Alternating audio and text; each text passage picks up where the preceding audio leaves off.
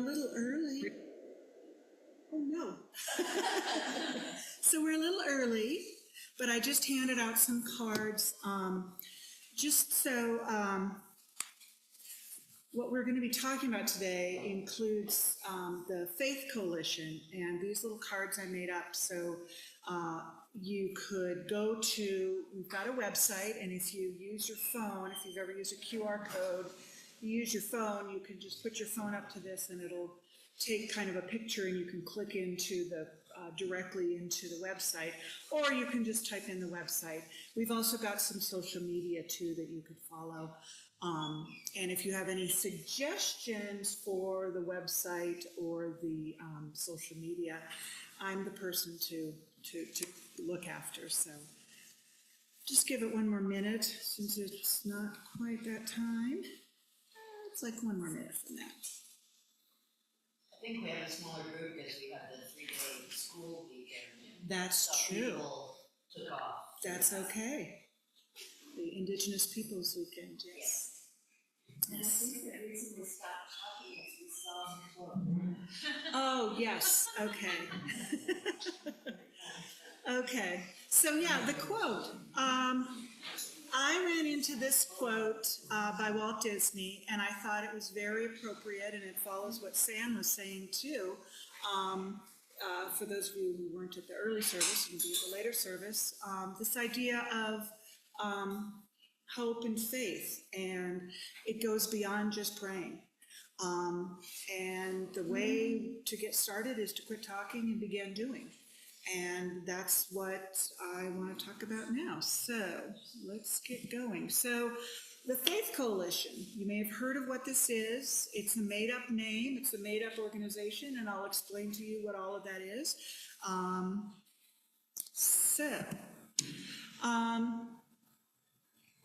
In 2024, late 2024, back in the day, right? Some of us were doing some hand-wringing. We weren't quite sure what was going to happen with a changeover in our political landscape. There were some of us here in First Pres who were, pearl clutching and, weren't quite sure what to do. And we thought we need to do something. And we as an organization here work with a lot of immigrants. And what can we do? Because that feels like a real vulnerable area that we will be in. And just to show you what and I hope you could read this, our community does depend on our immigrants. And these are some statistics from the American Immigration Council 2023 report. That's the most recent one. But in Santa Fe County, back in 2023, we had 16,600 immigrants living here. 11% of our total population. That's a goodly amount, right? 93% have been here in the U.S. longer than 5 years. A lot of them a lot longer, right? Immigrants pay taxes. $122 million that year was paid in taxes by immigrants. That's a lot of money. And estimated that $374 million is being spent by immigrants in our community. So that's a huge number. That's a huge amount of impact that our wonderful immigrant families and friends have. So with that, this group of First Presbyterians started talking to others, because we do know other people outside of the church. And we found that some other some other people in some other faith organizations have the same compassion and have the same sense of justice and peace and well-being and healing for the world that we do. And so we started to partner together with our sister church, Westminster, which when I was working with this, I didn't realize how connected we were, but Westminster actually came from a group of women that were going to First Pres that decided that they wanted a little more activity in their, having women have a little more activity in the church. And so they went and they formed Westminster. little trivia fact. Open Circle, a very small but powerful little church. We started talking to some of those folks. And St. John's United Methodist Church, the big church with all the pumpkins. The Pumpkin Church, they call themselves, right. So we just started talking, and we found out that, yeah, we all are having the same kind of need. But what do, right?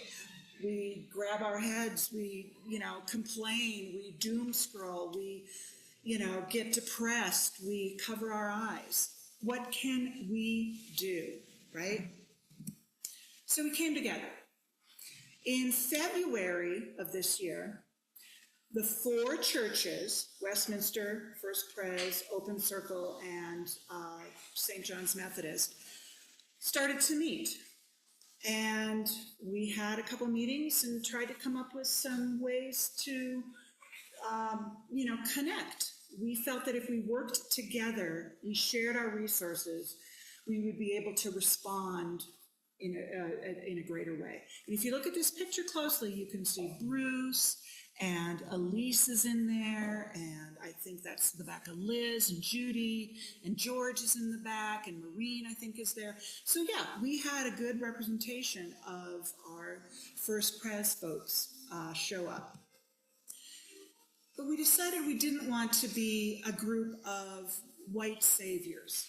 We didn't just want to be some churches up here in the north side of town, a lot of white faces telling each other what we thought the brown families in the south should be doing.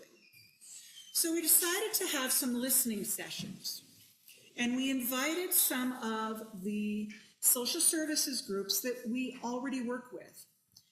Those of us who are in mission and social justice already know and have relationships with many of these organizations. Some of you who do volunteer work have already worked with many of these organizations. So in April, we, the 4 churches, decided to have a listening session and hear directly from the social services folks that are working directly with immigrants and immigrant issues and justice, to hear what was going on. Now, this was April of this year, right? So we heard from New Mexican Immigrant Law Center. Adelante program is a program at the Santa Fe Public Schools. They work with children who maybe they're homeless, maybe they've got some other issues, but they help surround them with some of the supports that children might need that aren't just education, and a lot of those children are from immigrant families. Santa Fe Dreamers, which has changed their name to Contigo Immigrant Justice, same idea. They work with immigrant families and immigrants who are trying to become, legally enter into the country here. Las Cumbres, which does a lot of neighborhood justice for different, they do a lot of work with disabled people that have disabled members in their families, but they also have a full-on immigrant and refugee program. And the diapers that we are collecting here are going to that organization.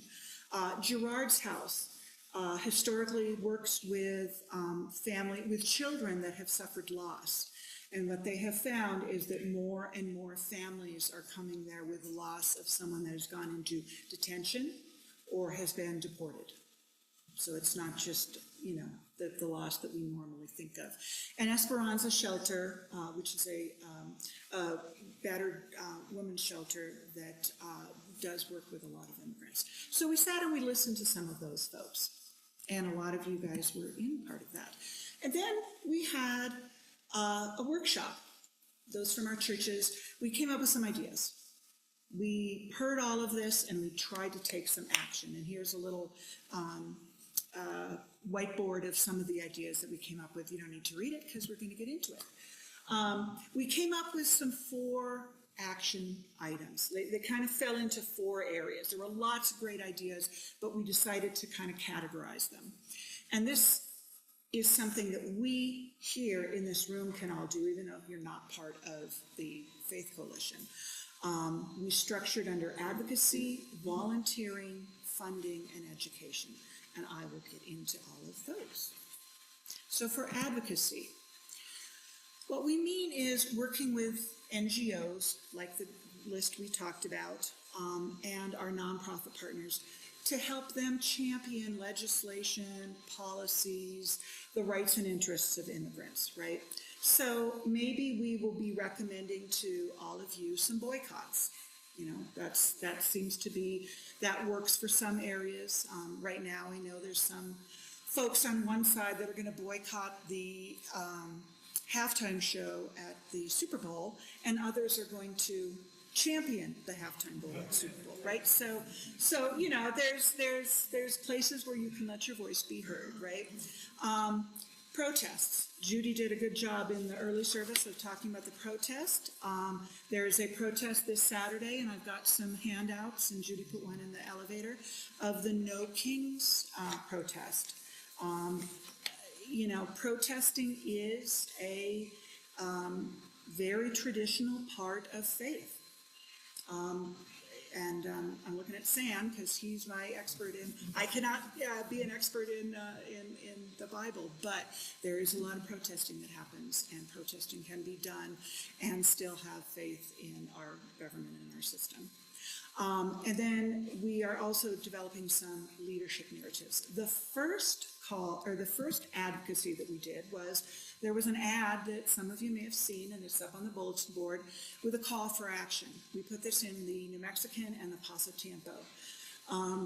We've changed the language a little bit because this is Christ-centered, and we are trying to be a little more inclusive with our language from some of our other faith organizations, and I'll talk about that in a little bit.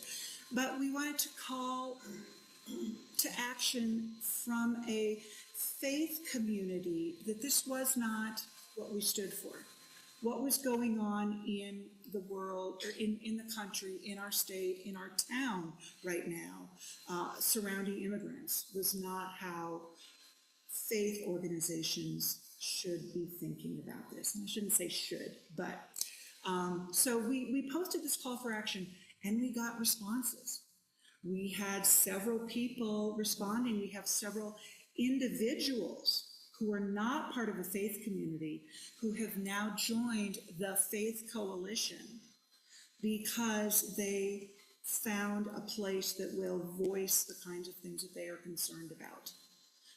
So that, I think, was a wonderful way of using advocacy. The next area that we started to look at as an idea was volunteering. Volunteering, we think of, you know, going and helping someone, and a lot of us in this room do a lot of volunteering for a lot of different wonderful organizations, feeding the homeless, you know, doing Spanish lessons, all those kinds of things.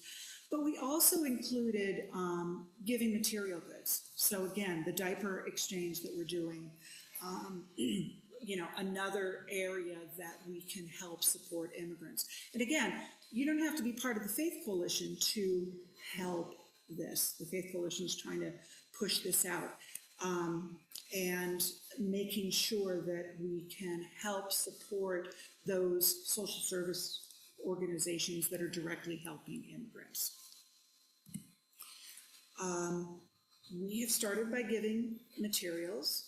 The first thing that the Faith Coalition did was coordinate some art supplies for immigrant kids at Gerard's house as they go through their therapy of loss. They use art to sort of tell their stories and open up a little bit.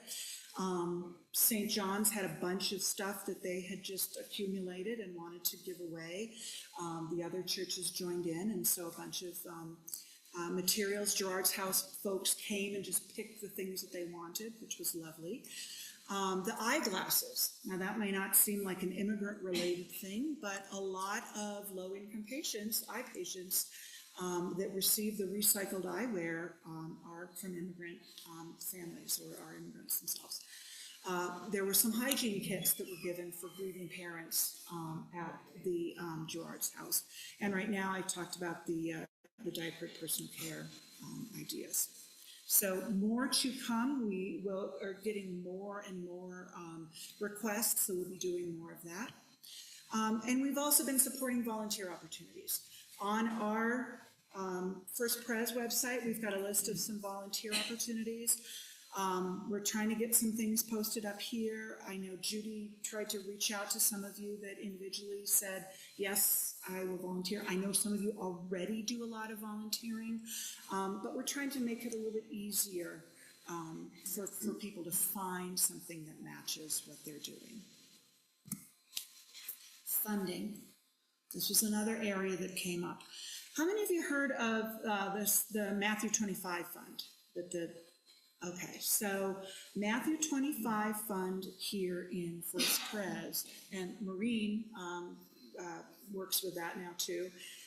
She's my finance person that helps on Mission and Social Justice.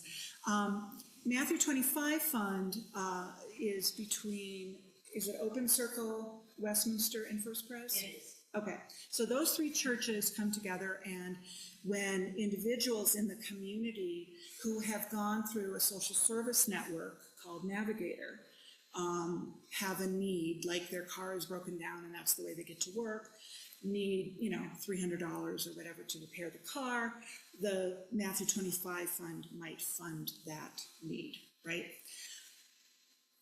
Faith Coalition created their own joint fund. So, and I'll get into that a little bit, but we realized that funding is a really important part of what our immigrant social service groups need for outreach, for direct support, as well as individual immigrants. So, we have a little form, and we have had a couple of meetings with our social service folks to figure out how they could be helped by the funds that we have. They apply for this to the Faith Coalition Joint Fund, and we've got a group that Judy and Maureen and I think you guys are it from our church, and the other faith organizations meet and decide how the monies will be used. And we've got some limits here. But the first thing that we did was we funded some additional grief workshops at Gerard's house. This particular grief workshop that we funded supported some immigrant families who were living in fear. They actually partner with the families so that they have the tools to help emotionally work with their own families on how to get over somebody who's gone and may never come back, right? Which is different than somebody who's passed away, right? These are very different kinds of grief. This joint fund has also paid through this application of a rent for a family whose primary breadwinner was detained by ICE. Some legal fees for a young father who was seeking asylum and is in need of a work permit, and with all of the,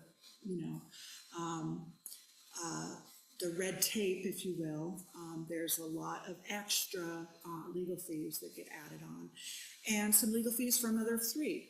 She also happens to have a disabled child and is just needing some help with her going through the system. So these are the first 4 areas that we have done. The funds have come from the joint churches donating. So what we here at First Pres did was we took the money that we would normally have given within our Mission and Social Justice Committee to our immigrant partners, and we put it into this. And the immigrant partners that we worked with, all of the same folks that we just talked about earlier, knew that that was happening, and then this would be a more direct way for them to get funds. So it is a work in progress, and in addition to our giving out funds, this group of folks under the fund are going to be doing fundraising. So there's talk about doing a joint concert, choir concert, from the different choirs at the different churches. With a in-kind or a donation kind of a thing, bake sales. If anybody has any great ideas for fundraising, let us know. But all of that money would go directly then through the joint fund to our immigrant folks. The last area, education. Communication, right? This could be, we wanted to create some understanding. You don't know what you're funding if you don't know what it is that the need is, right? So creating some social media. I handed out these little cards. If you didn't get one, there's some over there. This is part of our education. We've got a website that's got some information about who the Faith Coalition is. We handed out some postcards. I'll actually get to that later. But just getting the information out about what the need is an important piece of it. Sharing some of the content that, we're not reinventing the wheel, but some content that some of the social service folks have done. Making sure that people understand what ICE is doing and how to protect our locations from ICE. When you may have seen in the church here as you came in, maybe back in March or so, there were some signs that sort of said, this is public, this is private. That was a direct response to the concern about, as I like to say, some 20-something jacked up ICE, kids knocking on the door during knitting circle and trying to come in and see if they could find anything in here, right?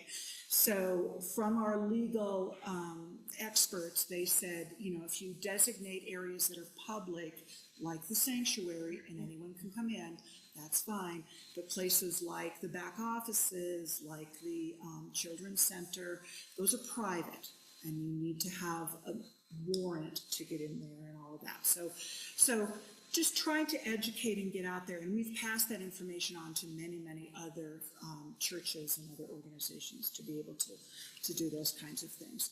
And then we'd also we've got to plan some community listening events. So hearing a bit more about what are the needs and what we can do to help.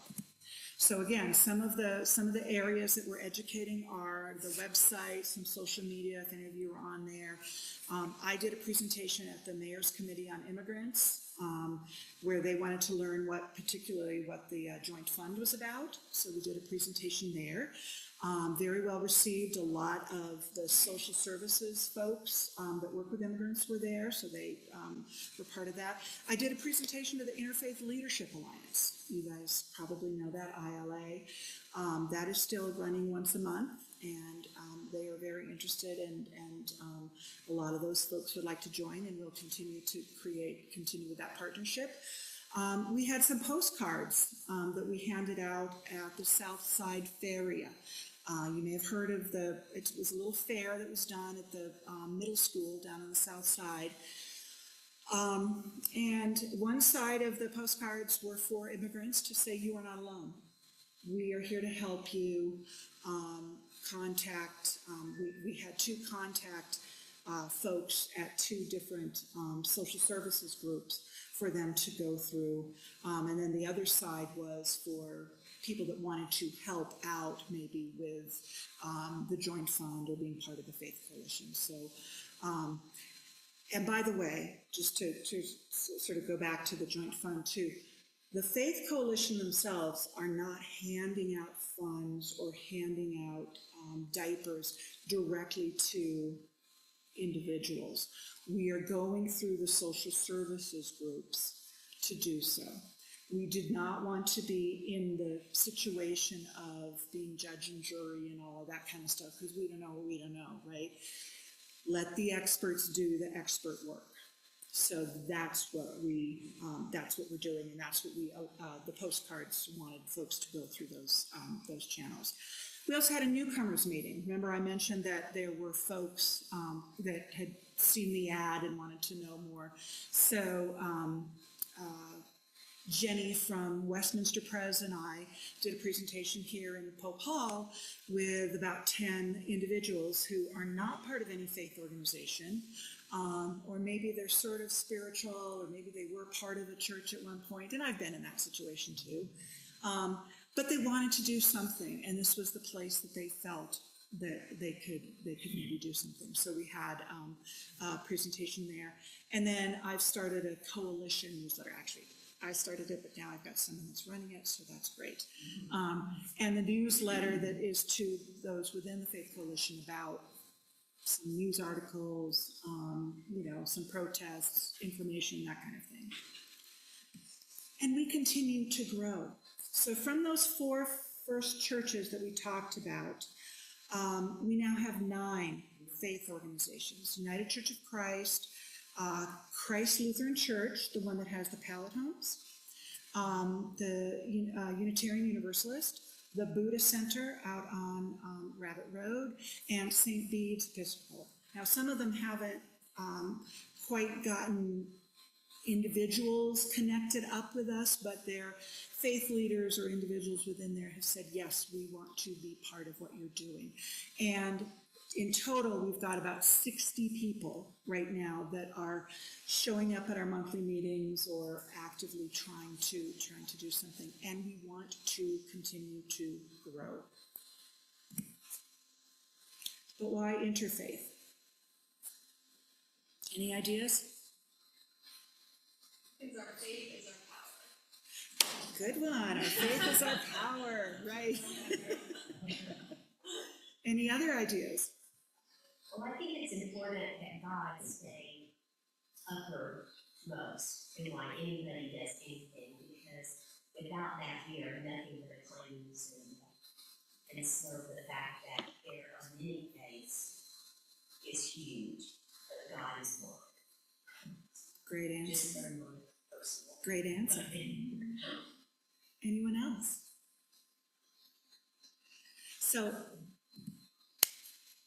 interfaiths, we have many faith traditions in this country, in this world, and all of them have some sort of teaching around visitors, around strangers, around immigrants.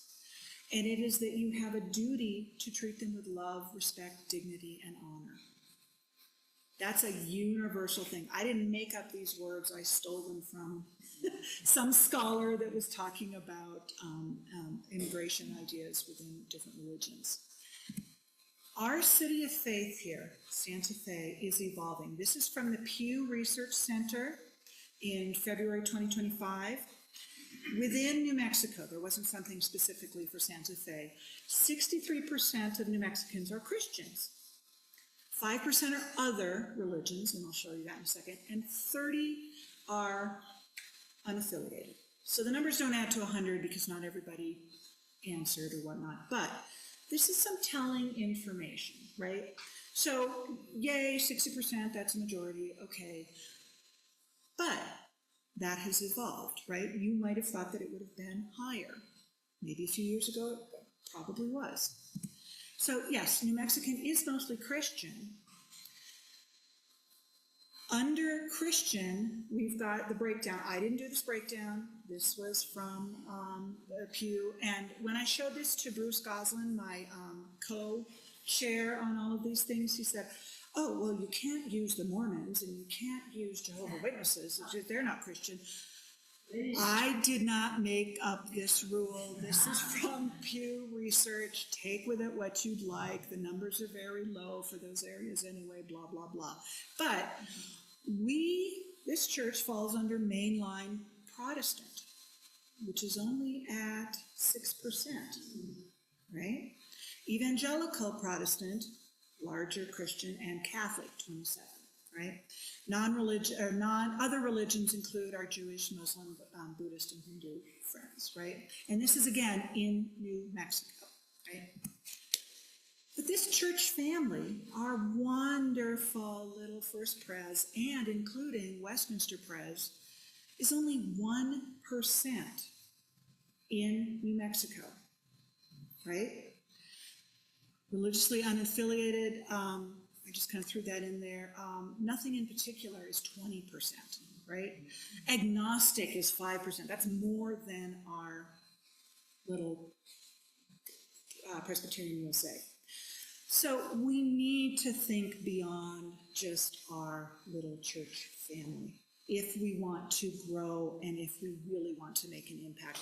That's not to say that this 1% has not already made some tremendous impacts into the immigrant community and into the Santa Fe community, but we need to embrace around us. And who knows, maybe some of these religiously unaffiliated might be interested in what we do because we are leading with our faith, right?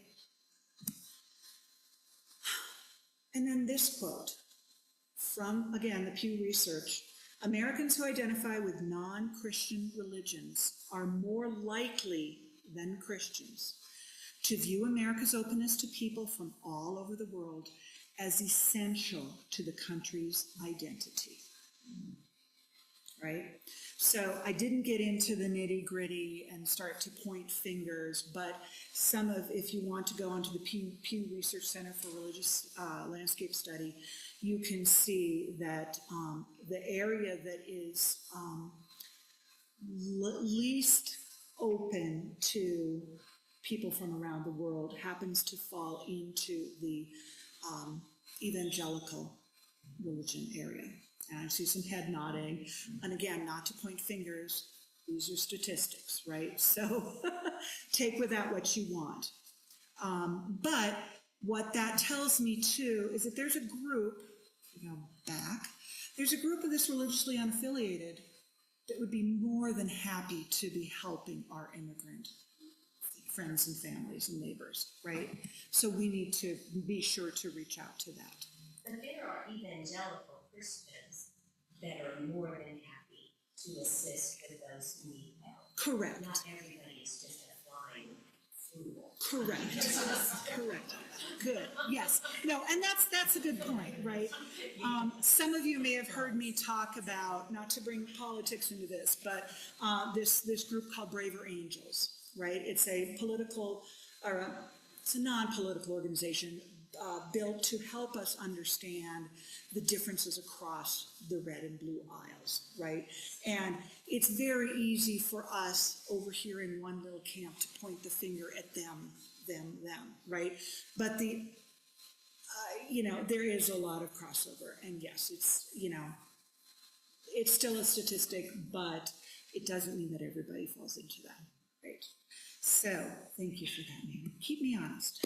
So, with the Faith Coalition, we plan to add some more service providers. We know that there's some out there. You may have noticed that Somos Pueblo Unidos was not on there. They do a lot of advocacy. We have reached out to them. Actually, Judy has personally reached out to them.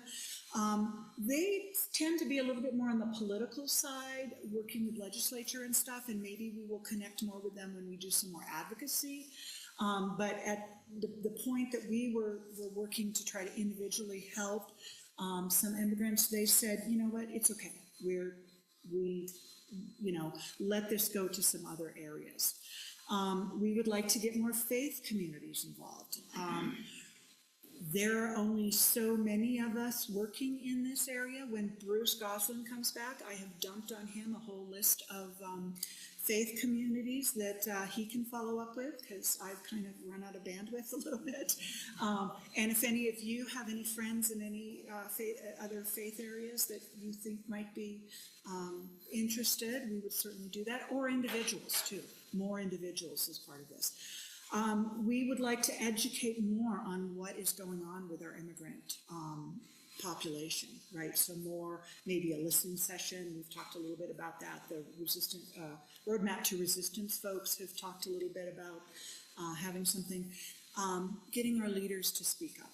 So not just maybe our faith leaders, maybe a joint statement, working more with the legislature, and just expanding this reach. Right now, this faith group is very focused on immigration. I would love to see this in other areas too. I am quite worried about body autonomy right now. So, bodily autonomy. So, trans rights, reproductive rights, That's bodily autonomy. That's personally something I'm interested in. Homelessness is something my husband is very interested in, and I know this church is very interested in. So maybe we could think of these other topics as other focus areas for a faith coalition to be part of, as we've now kind of cut our teeth on creating a faith community beyond our First Pres. So there is more to come, and we are, if you guys were ever in corporate, you know this idea of when you get a group together, you start to form and you're storming and you're not quite to norming where things are normal. We're still in that storming session where we're still trying to figure out what it is we're trying to be. But in the meantime, as you saw, we've had some impact. So my challenge to you is from Hebrews.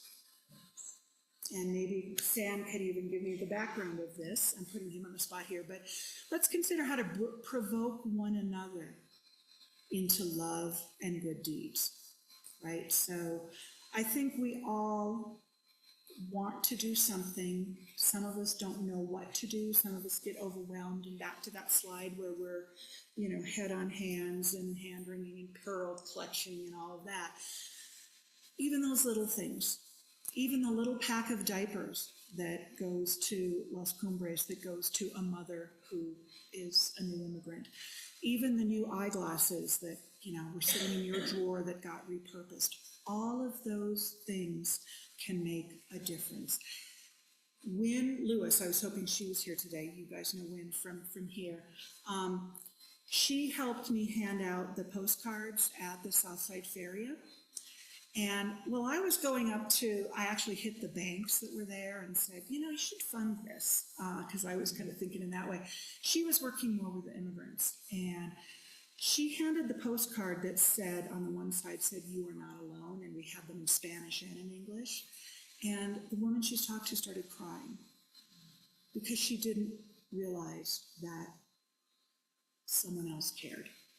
And I think that's a super, super, super thought to think about, and take with us, that just somebody that cares is an important piece of this. So I'll open it up for any questions or any. Yes.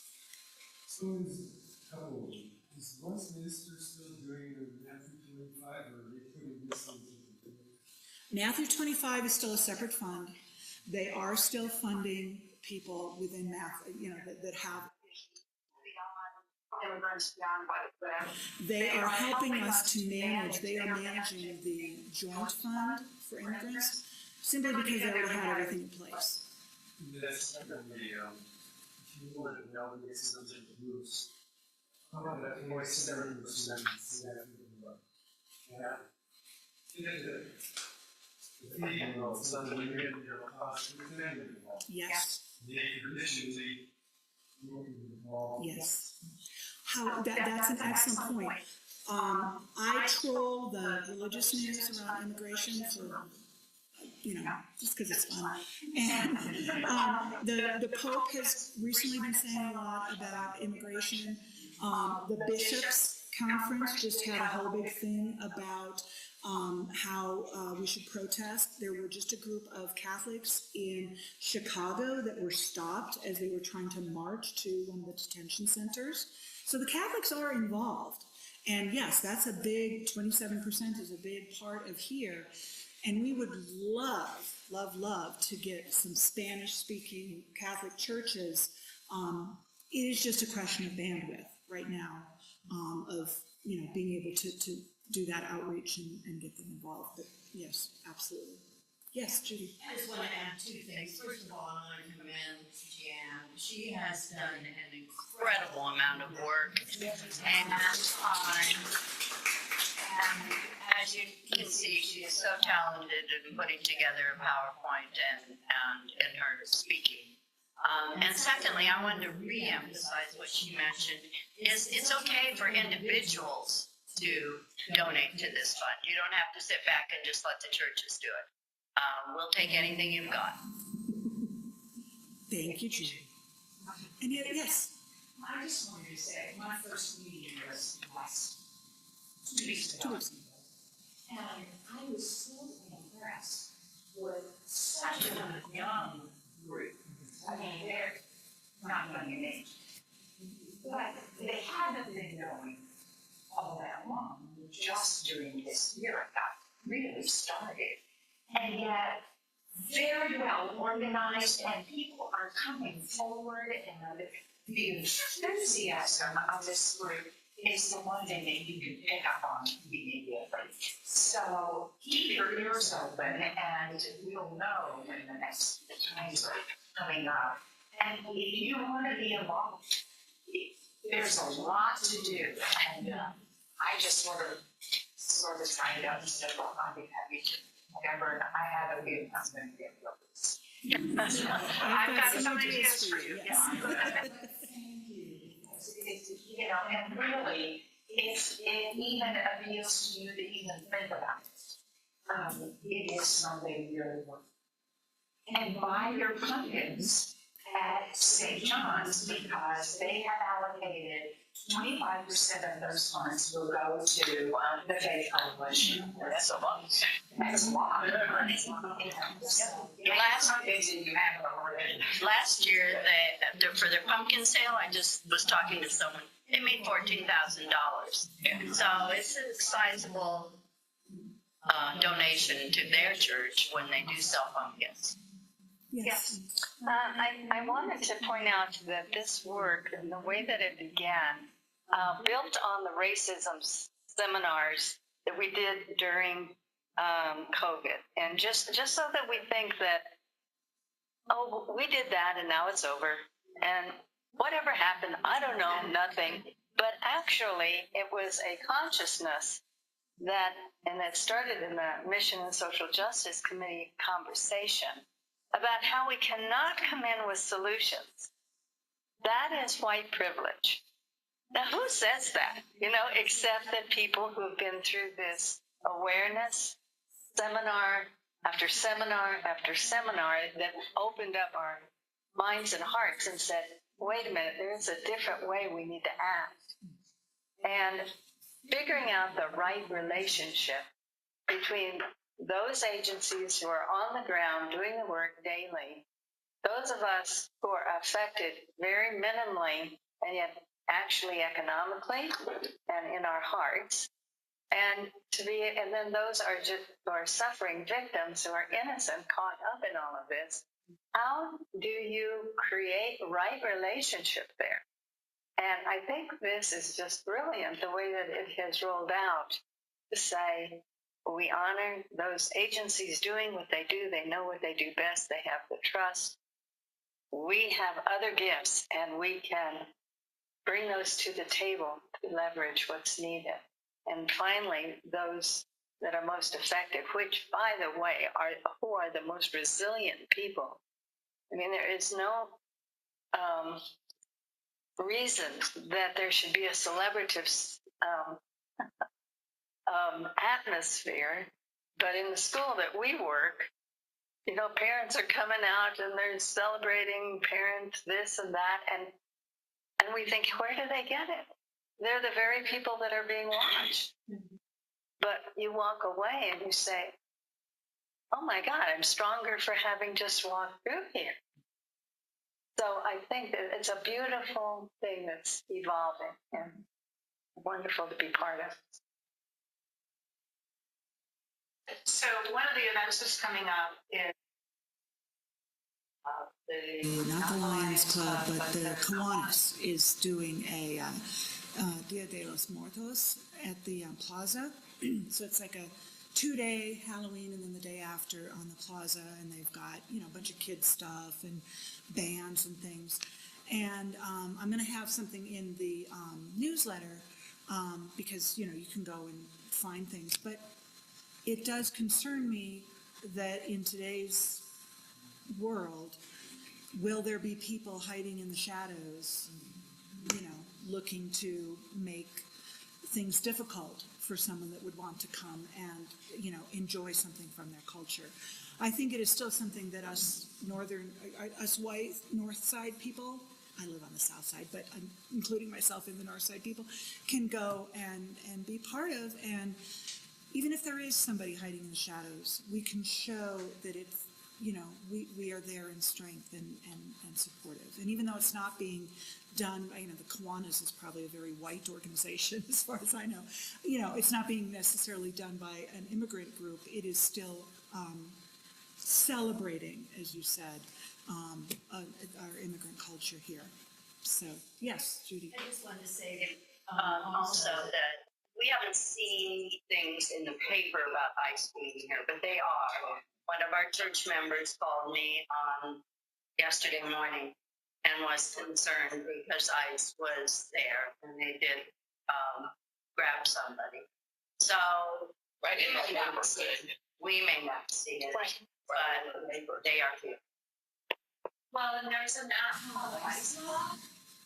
If you see or film, we can post on ice block what ice is. There's a lot of it. Yes. I mean, they're communicating with each other. I know my daughter was one of the small groups with her friends, and they were families, and so just keenly aware of fear. And this one's happening, are communicating with each other to ensure that it's not only obvious that if there's one something happens to see somewhere, it's an opportunity to get the word out. And you can't, I don't think you can download that from Apple. No, they took it down. Yes, but you can transfer it from one phone to the other. They can't keep it from doing that. Next door is also taking alerts. And it may not be the most reliable, but but at least it's right instant, and then people will call us. I work with cities, building a new condition, from probably at least 25 youth serving organizations, and the Human Services Committee has one of them, and all committees, see what services they might provide. And then on the kind of the financial level, all these organizations, nonprofits, wanting more money because of the government, cutting their funding, et cetera, and they want more and more and more. And that's whoever is doing the financial stuff on this, make sure that they know what funds are going to this organization and that person, what exactly that they're used to. Because some of this, especially the organizations, may just blow it up their administrative staff. Right, and which is why we have The application process that we do, and there's been a lot of thought that's been put into that, similar to the Matthew 25 fund. So when a social service group for the joint fund for immigration fills out their form, they don't put identifying information in if it's for an individual. They let that stay with, like, Gerard's house, so that they have the protections that they have created in the work that they do. So when we get a request from Gerard's house for an individual, for example, it just says, father of two or something, or case number 17 or whatever it is, right? So they can trace it back here, but we as a faith coalition are not going to be. But you're right, for the fundraising, it's important for us to know. And there is a voting, piece. So, these organizations, if they are looking for a copy machine or something, and the voting folks say, that's not really what we think is important, they can say no, right? We're not just saying yes to everything. So, yes, we do. We are trying to put some parameters in place. Yes. I understand everything about my whole congregation and one question, I never heard how you see it, but one question I had is, what did you need? They say more about leadership narrative. Yes. So Just keep up In with the roadmap to resistance, actually, somebody said, oh, we think our former pastor, Pastor Harry, had done a letter to the editor. What was the language used there? And I went and found a letter to the editor that Harry had done on it was some environmental thing, I think. I know he's probably done something on gun safety. That I would consider a leadership narrative, right? Having in an ideal world, we would have some kind of letter from the different faith leaders that all kind of said the same thing, Maybe we would have, one of our elected officials, the new mayor, for example. Maybe we could, there's a mayoral election coming up, and, maybe we could have them, that person do some kind of statement that then we could use. But, trying to be influential, trying to use that advocacy in bringing some leadership narratives. Sure. Anything else? I'm just going to give the number out for the New Mexico Immigration Law Center, because if you do see something suspicious, they will follow up on it, verify that something is happening, and then they can broadcast to the immigrants that are under their auspices. And it's a 505 number, and it's 247-1023. And they were one of the organizations I called. Yeah, 247-1023. Anybody else was?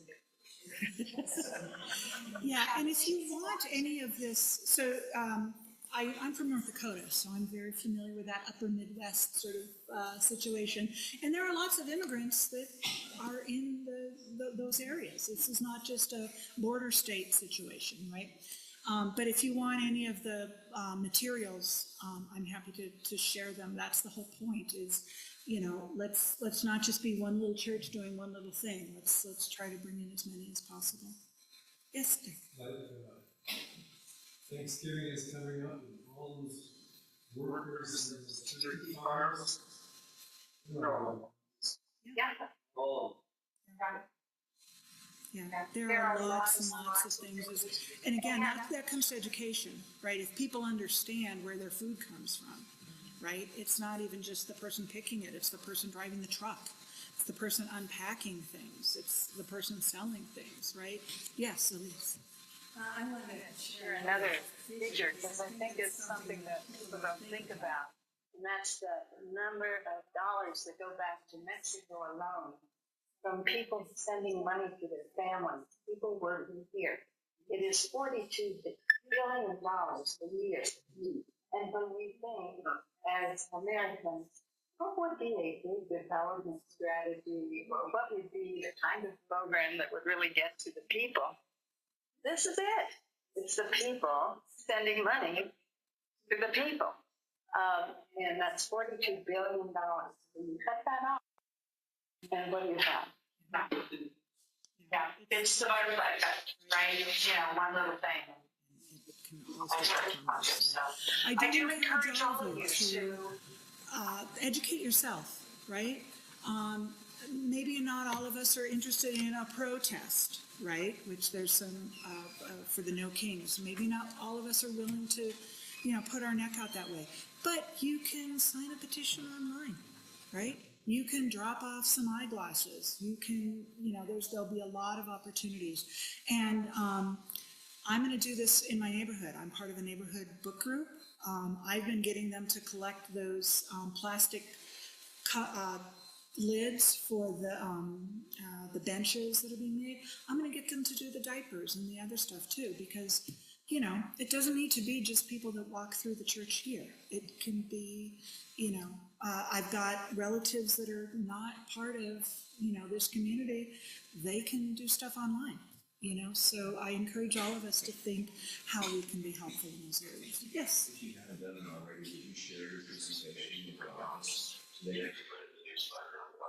Absolutely. Yeah, I don't know if they put it directly on after this or not, but I want to make sure that happens. Yes. Yeah, and we've got some other, please follow the social media. We need people to follow social media. Anyway, thank you all.